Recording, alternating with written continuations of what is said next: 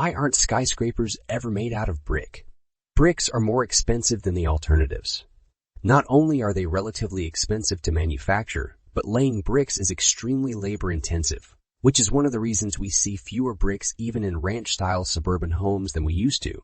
In order to support a skyscraper, the walls at the base of the building must be extremely thick, wasting valuable space.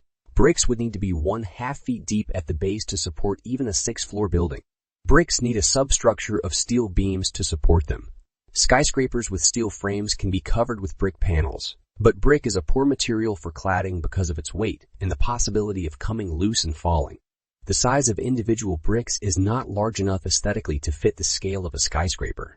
One of the first skyscrapers in the world, the Monadnock Building in Chicago, built in 1889, rests mainly on brick.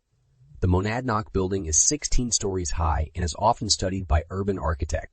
The bricks make the building so heavy that the walls must be made thicker and thicker on the lower floors so that the walls at the base are almost 6 feet thick. You couldn't build a brick building much higher because there wouldn't be much space left on the ground floor for elevators. Brick is also being used on new skyscrapers also. Most laymen don't realize that the gargantuan Empire State Building contains brick because it is clad with limestone panels.